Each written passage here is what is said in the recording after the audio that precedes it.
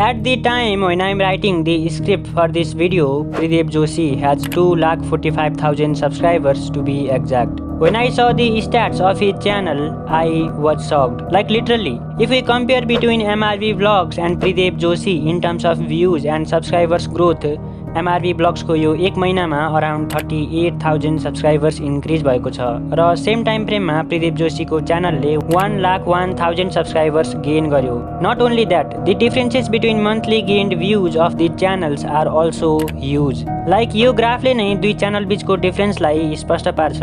You could clearly see in this graph that in recent time the views and subscribers of Pridev Joshi is literally exploding. So यो भिडियोमा हामी प्रिदेव जोशीको यही insane ग्रोथलाई analyse गर्नेछौँ and trust me, you can learn a lot through this video. So भिडियोलाई एन्डसम्म हेरिदिनु होला। And now let's start the video.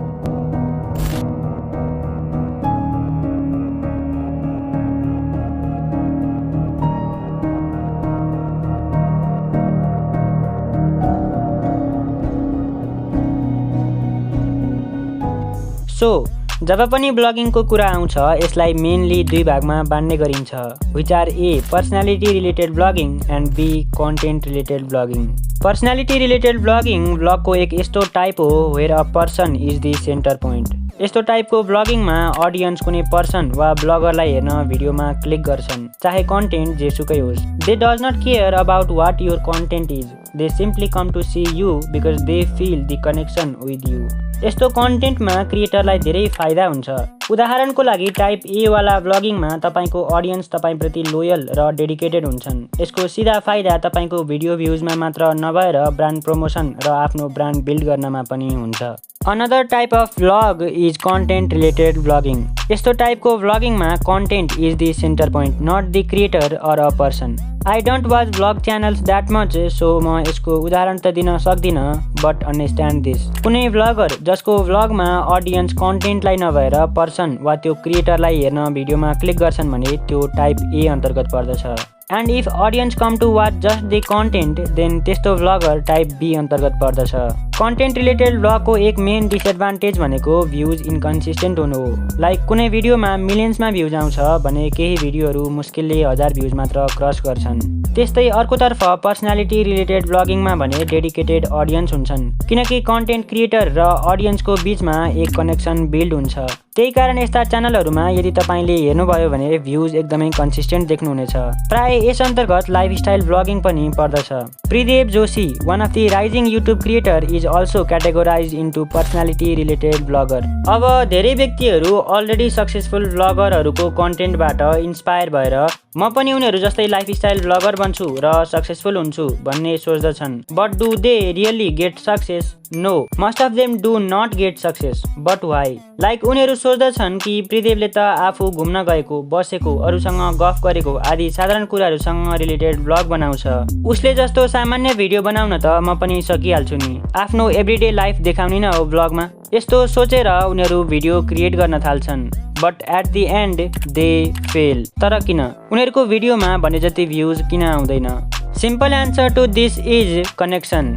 If your audience cannot connect or resonate with you and your content, how will they continue to watch you? Connection र बन्डको बारेमा मैले यो भिडियोमा डिटेलमा explain गरेको छु, so go and watch that video. तर त्योभन्दा पहिला this is my Instagram ID. Video हेरिसकेपछि नबिर्सी आउनुहोस् है इन्स्टाग्राममा। I will be waiting for you. Now, if I ask you, why do you watch vlogs? What would be your answer? Vlog अहिलेको समयमा धेरै पपुलर बन्दै गइरहेको छ and there are several reasons जसको कारण मानिसहरू भ्लग वा भ्लगिङ कन्टेन्ट हेर्ने गर्दछन्। तर म सर्टमा यसलाई एक्सप्लेन गर्ने कोसिस गर्छु। So the first reason is entertainment.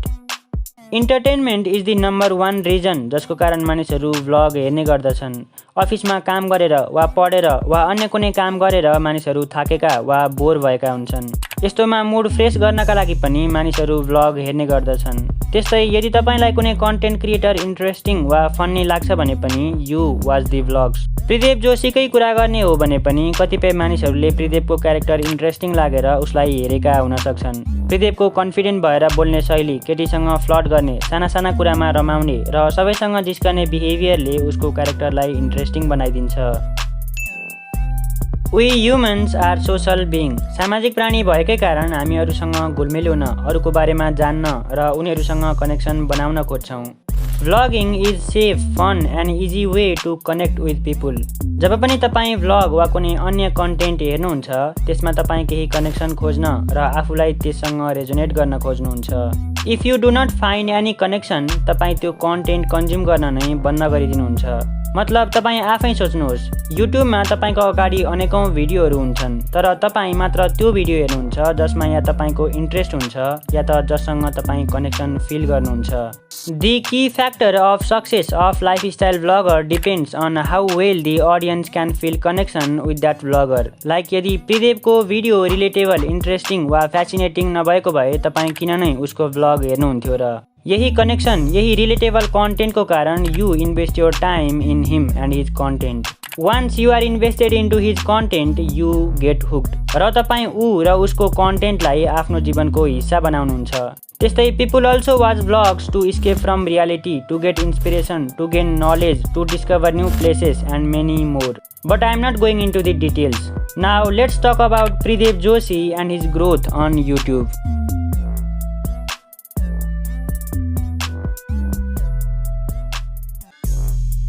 The actual growth of Pridev Joshi channel was started from October. Like पहिला पनि च्यानल थोरबाउ त चलिरहेकै थियो, तर अक्टोबर महिनाबाट च्यानलमा एक्सपोनेन्शियल ग्रोथ देखिन थाल्यो। This graph is the proof of my statement.